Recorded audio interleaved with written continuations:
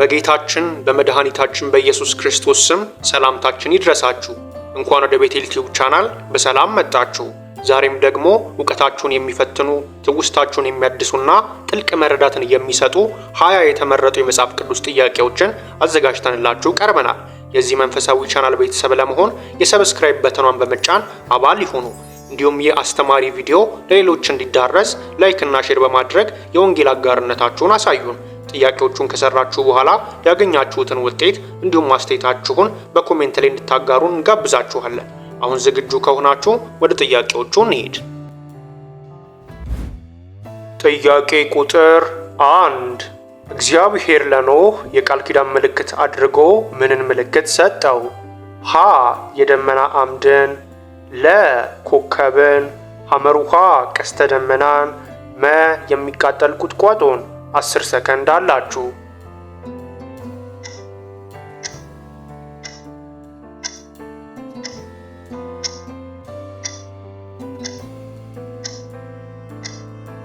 ትክክለኛው መልስ ሐመሩሃ ቀስተ ደመና የሚለው ነው። እግዚአብሔርም አለ እኔና በአንተ መካከል ካንተም ጋር ባለው በሕያው ነፍስ ሁሉ መካከል ለዘላለም የሚደረገው የቃል ኪዳን ምልክቴ ይህ ነው። ቀስቴን በደመና አድርጌአለሁ። የቃል ኪዳኑን ምልክት በእኔና በምድር መካከል ይሆናል። ኦሪት ዘፍጥረት ምዕራፍ 9 ከቁጥር 12 እስከ 13። ጥያቄ ቁጥር 2 በቀርሜሎስ ተራራ ላይ ከሰማይ እሳትን ያወረደው ማን ነው?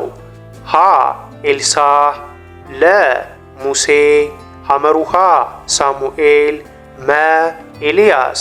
10 ሰከንድ አላችሁ።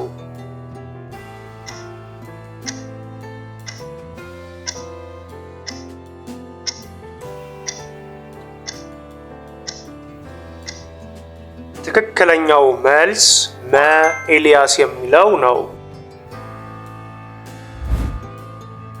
መስዋዕተ ሰርክ በሚቀርብበት ጊዜ ነቢዩ ኤልያስ ቀርቦ አቤቱ የአብርሃምና የይስሐቅ የእስራኤል አምላክ ሆይ አንተ በእስራኤል ላይ አምላክ እንደሆንክ እኔም ባሪያ እንደሆኑ ይህንንም ሁሉ በቃልህ እንዳደረጉ ዛሬ ይገለጥ። የእግዚአብሔርም እሳት ወደቀች፣ የሚቃጠለውንም መስዋዕቱን፣ እንጨቱንም፣ ድንጋዩንም፣ አፈሩንም በላች፣ በጉድጓድም ውስጥ ያለውን ውሃ ላሰች። ኤልያስም ከበዓል ነቢያት አንድ ሰው እንዳያመልጥ ያዙ አላቸው። ያዟቸውም። ኤልያስም ወደ ቂሶን ወንዝ ወስዶ በዚያ አሳደራቸው። አንደኛ ነገሥት ምዕራፍ 18 ከቁጥር 36 እስከ 40። ጥያቄ ቁጥር 3 ከዘንዶ ጋር በተደረገው ጦርነት የመላእክትን ሰራዊት የሚመራው ማን ነበር? ሀ ገብርኤል፣ ለ ሩፋኤል፣ ሐመሩሃ ሚካኤል፣ መ ኡራኤል። 10 ሰከንድ አላችሁ።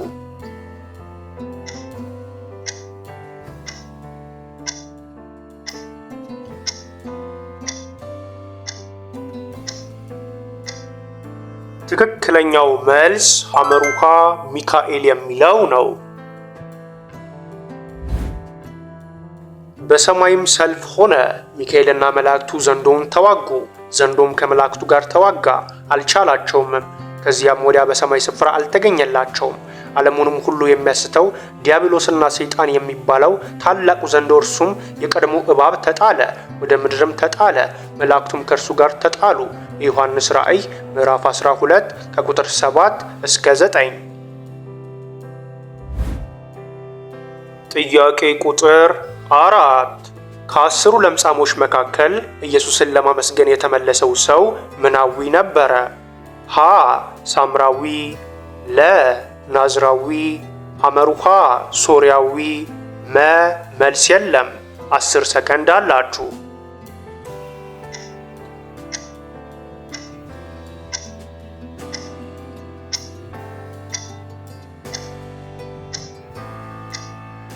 ትክክለኛው መልስ ሀ ሳምራዊ የሚለው ነው።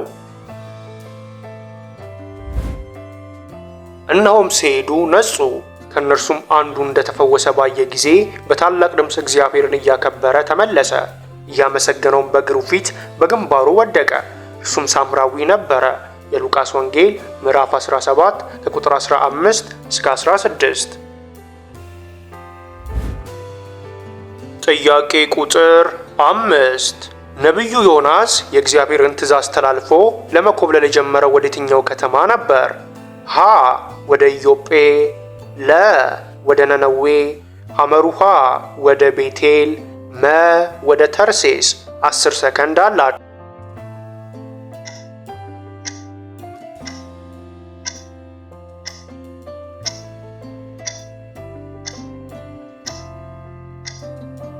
ትክክለኛው መልስ መ ወደ ተርሴስ የሚለው ነው።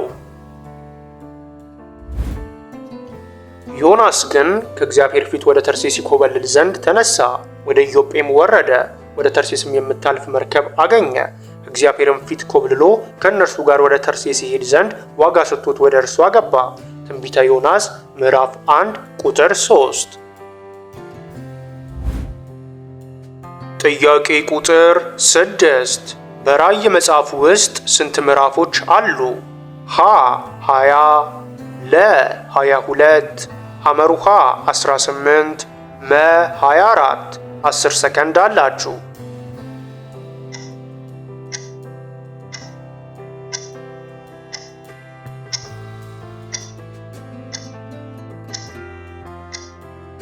ትክክለኛው መልስ ለ 22 የሚለው ነው።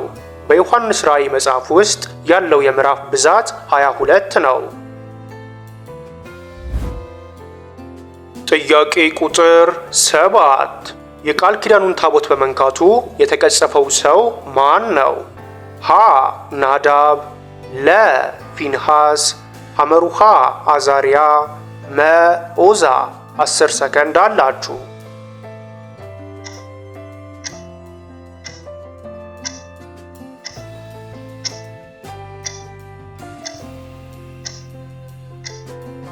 ትክክለኛው መልስ መ ኦዛ የሚለው ነው። ወደ ናኮንም አውድማ በደረሱ ጊዜ በሬዎቹ ይፋንኑ ነበርና ኦዛ እጁን ዘርግቶ የእግዚአብሔርን ታቦት ያዘ። የእግዚአብሔርም ቁጣ በኦዛ ላይ ነደደ። እግዚአብሔርም ስለ ድፍረቱ በዚያው ቀጸፈው። በእግዚአብሔርም ታቦት አጠገብ በዚያው ሞተ። ሁለተኛ ሳሙኤል ምዕራፍ 6 ከቁጥር 6 እስከ 7። ጥያቄ ቁጥር 8 ሕዝብሽ ሕዝቤ አምላክሽም አምላኬ ይሆናል ያለችው ማን ናት? ሀ ሩት፣ ለ ሊያ፣ ሐመሩሃ ኑሃሚን፣ መ ማርታ። 10 ሰከንድ አላችሁ።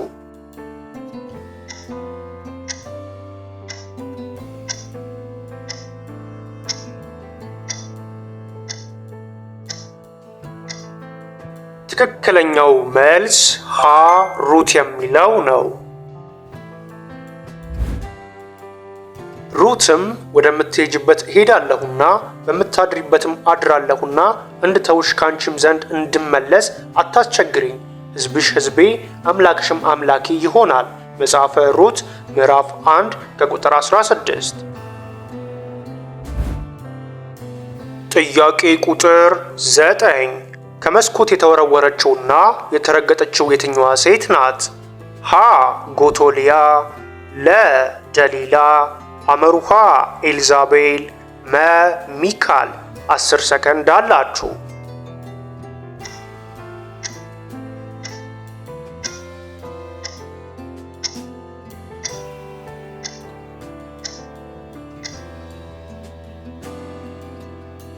ትክክለኛው መልስ ሐመሩሃ ኤልዛቤል የሚለው ነው። እርሱም ወደ ታች ወርውሯት አለ። ወረወሯትም፣ ደሟም በግንብና በፈረሶች ላይ ተረጨ። ረገጧትም፣ በገባም ጊዜ በላ ጠጣም። ከዚያም በኋላ ይህችን የተረገመች እዩ የንጉሥ ልጅ ናትና ቅበሯት አለ።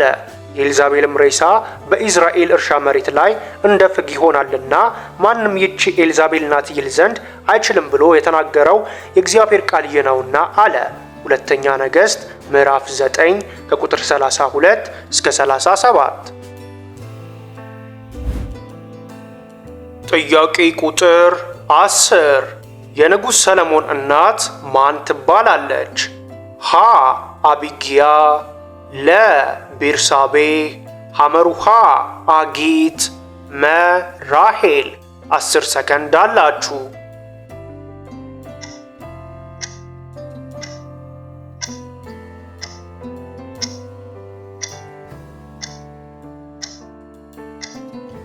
ትክክለኛው መልስ ለቤርሳቤህ የሚለው ነው።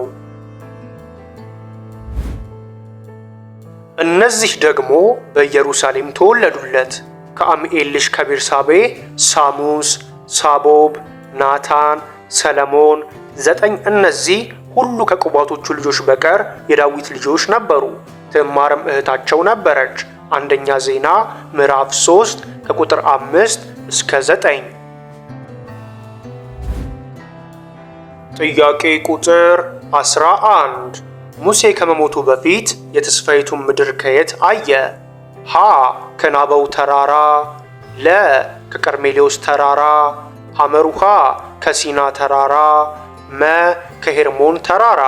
10 ሰከንድ አላችሁ።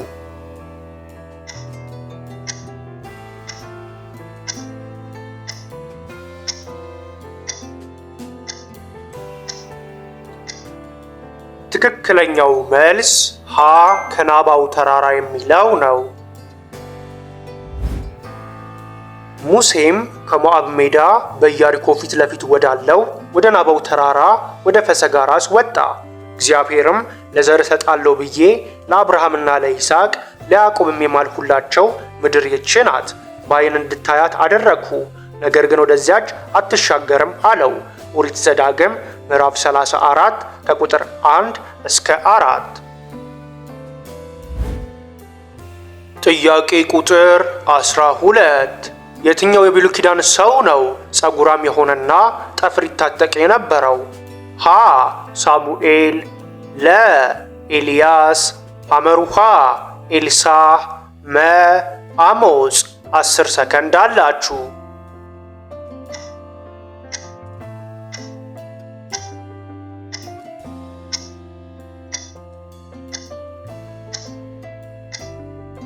ትክክለኛው መልስ ለኤልያስ የሚለው ነው።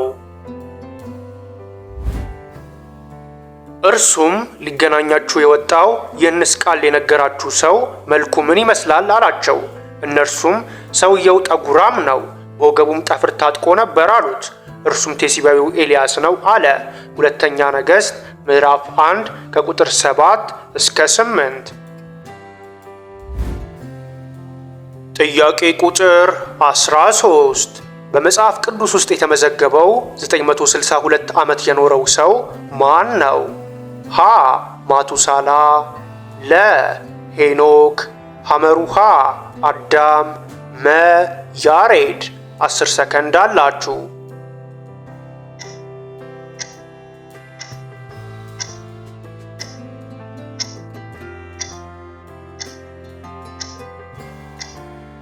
ትክክለኛው መልስ መ ያሬድ የሚለው ነው። ያሬድም ሄኖክን ከወለደ በኋላ የኖረው 800 ዓመት ሆነ። ወንዶችንም ሴቶችንም ወለደ። ያሬድም የኖረበት ዘመን ሁሉ 962 ዓመት ሆነ፣ ሞተም። ኦሪት ዘፍጥረት ምዕራፍ 5 ከቁጥር 19 እስከ 20። ጥያቄ ቁጥር 14 ዳዊት ከቤርሳቤ ጋር ኃጢአት ከሰራ በኋላ የትኛውን የንስሐ መዝሙር በመዝሙር መጽሐፉ ጽፏል? ሀ መዝሙር 32ን፣ ለ መዝሙር 48ን፣ ሐመሩሃ መዝሙር 51ን፣ መ መዝሙር 119ን። 10 ሰከንድ አላችሁ።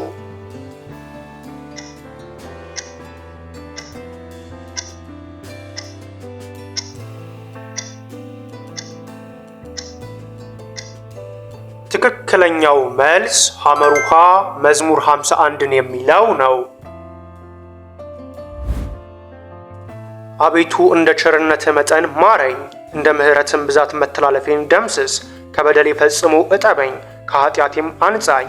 መዝሙረ ዳዊት ምዕራፍ 51 ከቁጥር 1 እስከ 2። ጥያቄ ቁጥር 15 በዘሬው ምሳሌ በጭንጫ ላይ የወደቀው ዘር ምን ሆነ? ሀ በወፎች ተበላ፣ ለ ስር ስላልነበረው ደረቀ። ሐመሩሃ በእሾህ ታነቀ። መ 100 እጥፍ አፈራ። 10 ሰከንድ አላችሁ።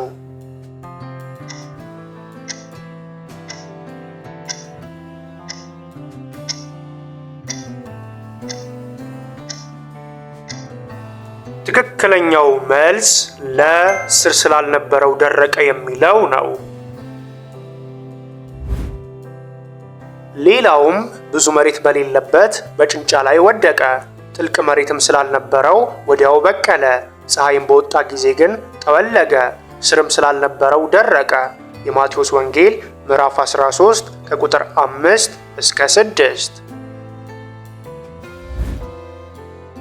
ጥያቄ ቁጥር 16 ስትታጠብ የታየችው ሴት ማን ነበረች? ሀ ጽሩያን፣ ለ ኤልዛቤል፣ ሐመሩሃ ደሊላ፣ መ ቤርሳቤ። 10 ሰከንድ አላችሁ።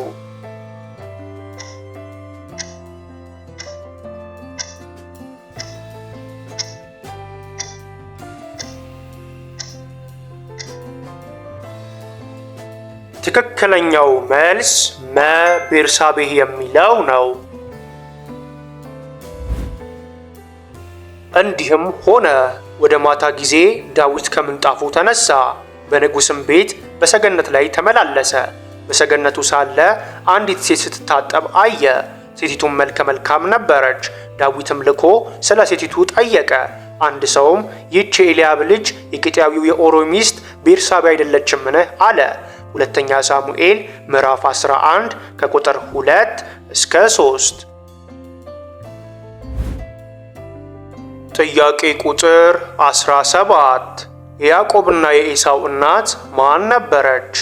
ሀ ሳራ፣ ለ ርብቃ፣ ሐመሩሃ ልያ፣ መ ራሄል። 10 ሰከንድ አላችሁ።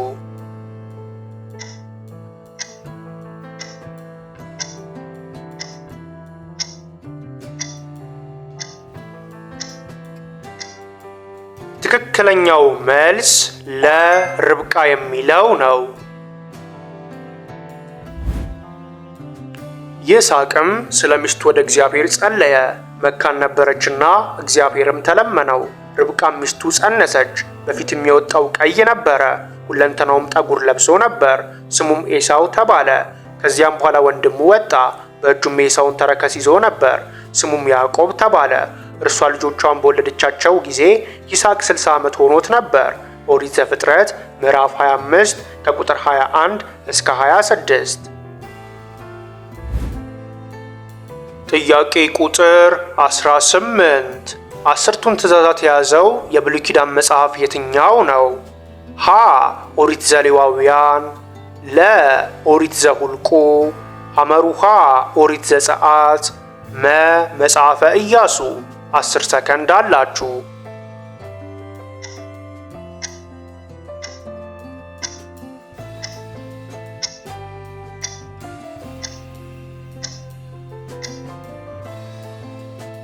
ትክክለኛው መልስ ሐመሩሃ ኦሪት ዘጸአት የሚለው ነው። እግዚአብሔርም ይህን ቃል ሁሉ እንዲህ ብሎ ተናገረ።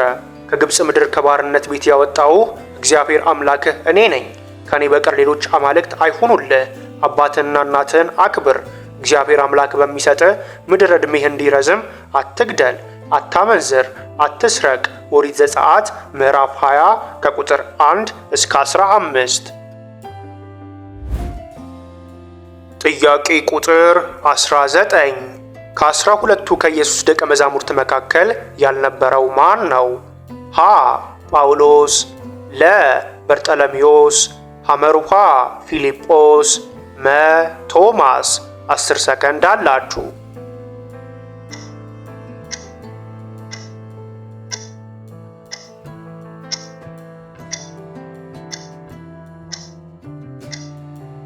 ትክክለኛው መልስ ሀ ጳውሎስ የሚለው ነው። የ12ቱም ሐዋርያት ስም ይህ ነው። መጀመሪያው ጴጥሮስ የተባለው ስምዖን፣ ወንድሙም እንድርያስም፣ የዘብዴዎስ ልጅ ያዕቆብም፣ ወንድሙም ዮሐንስም፣ ፊልጶስም፣ በርጠለሜዎስም፣ ቶማስም፣ ቀራጩ ማቴዎስም፣ የእልፍዮስ ልጅ ያዕቆብም፣ ታዲዮስም የተባለው ልብድዮስ፣ ቀነናዊውም ስምዖን፣ ደግሞም አሳልፎ የሰጠው የአስቆሮቱ ይሁዳ። የማቴዎስ ወንጌል ምዕራፍ 10 ከቁጥር 2 እስከ 4። ጥያቄ ቁጥር 20 ሶስት ዳሶችን እንስራ፣ አንዱን ላንተ፣ አንዱን ለሙሴ፣ አንዱም ለኤልያስ ያለው ማን ነው? ሀ ያዕቆብ፣ ለ ዮሐንስ፣ ሐመሩሃ ጴጥሮስ፣ መ እንድርያስ። 10 ሰከንድ አላችሁ።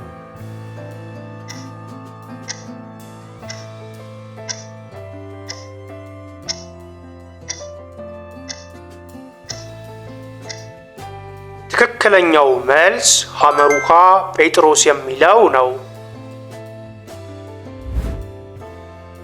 ጴጥሮስም መልሶ ኢየሱስን ጌታ ሆይ በዚህ መሆን ለእኛ መልካም ነው፣ ብትወድስ በዚህ 3 ዳስ አንዱን ላንተ፣ አንዱን ለሙሴ፣ አንዱንም ለኤልያስ እንስራ አለው።